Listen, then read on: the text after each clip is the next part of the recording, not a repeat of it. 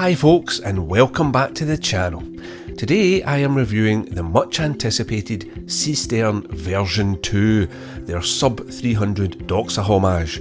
Now the V2 was announced with some improvements and some new options, but what are these new features? Are they worthwhile?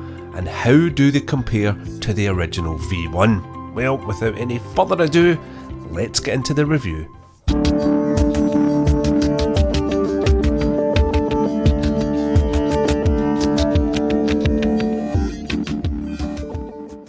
So we're looking at the V2 today, but I did review the V1 Seestern Doxa Homage in a previous review. I'll leave a link to that in the description down below.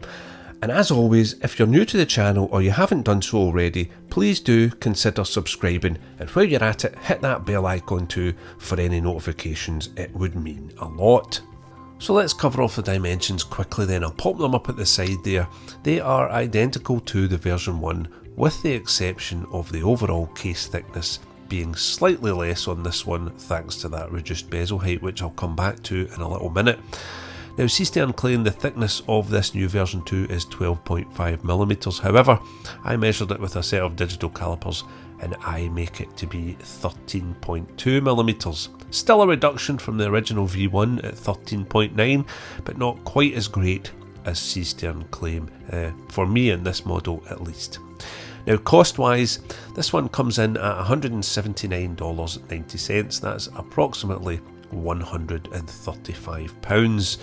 Now I bought this direct from Seestern. They are a great website, they have lots of options. I will leave a link, you can check them out if you wish. Powering this one, again, same as the V1 as the Seiko NH35. Now this one is running at a rather incredible +1 seconds per day. Very, very impressive performance from the NH35 there. Now as mentioned in the introduction, I have reviewed the V1 recently, so today on this V2 I am only going to concentrate on the actual differences and additions.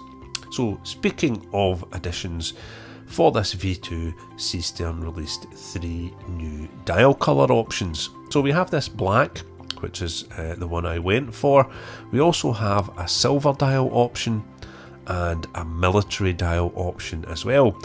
Now Seestern claim that these 3 new dial options are all limited edition, but there is no limited edition markings on the watch itself, no limited edition numbers, but they claim they are limited editions nevertheless. Now the black dial on this watch is very impressive. It's a beautiful deep black dial which contrasts very nicely to that nice crisp white writing. And present again, I'm pleased to say, are those lovely high gloss finished hands. Now one of the biggest criticisms of the V1 was the height of the bezel. It did sit quite prominently high, and Seestern have addressed the bezel this time around with the V2 with the addition of a loomed pip, which now looms nicely and works, and they've also reduced that bezel height.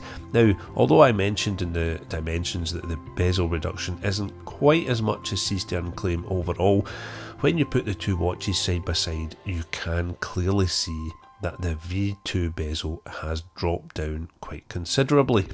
Now, it is quite a small measurement on paper, but in reality it does make quite a big difference to how this watch seems, especially in profile, and it also makes quite a difference to how the watch wears. I'll show you a quick wrist shot. I have 7.5-inch wrists for your reference, and this sentiment is echoed on the wrist. You can see it does seem to hug the wrist a little bit better.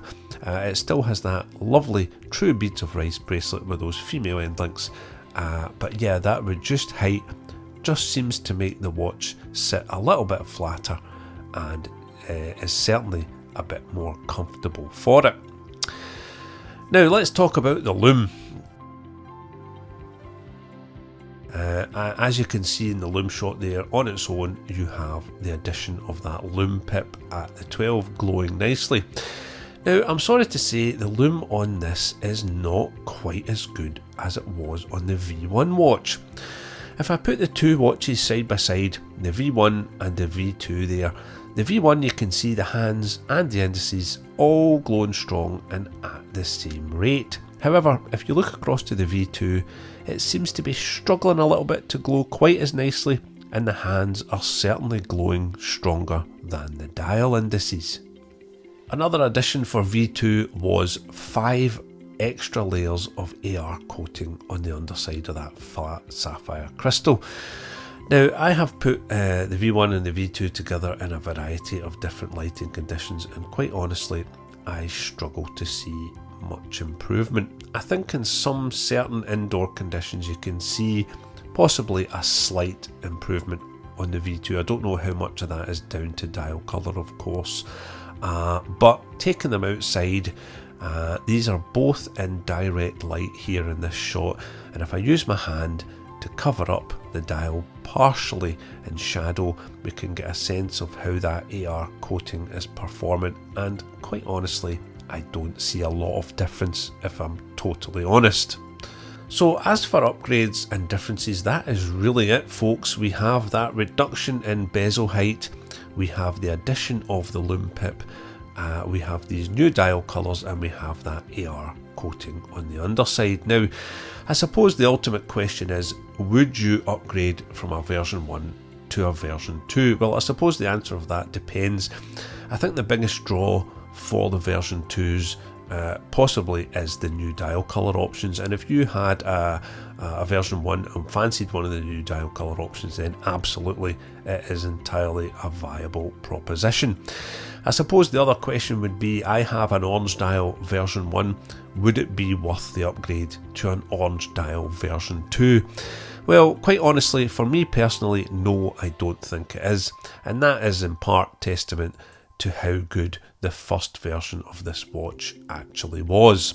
But again, of course, just my opinion. Let me know what you think if you bought a V2, what your thoughts are on it. And I suppose the addition of that Lume pip and the reduction in bezel height, they are worthwhile changes for sure, but again, they are pretty subjective. If this is something that would really bother you, then absolutely worth the upgrade or worth the purchase, whereas if it's not something that terribly bothers you that much, maybe not.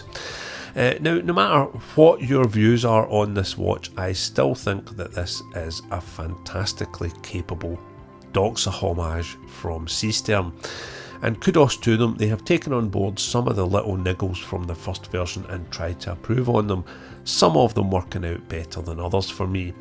The gripes I have on this one, that loomed date wheel, I didn't receive the loomed version that I ordered, bit of a disappointment, and also the lume on that dial. Now, I don't know if this is because they have went to different suppliers for the new dial colours perhaps, or used different lume. I don't know, I'm not sure to be perfectly honest, but it is a little bit disappointing. And I should point out that the lume on this watch, while it isn't quite as strong as the V1, is still not awful by any account. And I suppose in that vein I would close by saying, look folks, this is an excellent quality watch for your £135. It has got definitely some improvements, some more impactful than others, but all welcome nevertheless. I say that this V2 Doxa Homage is still formidable.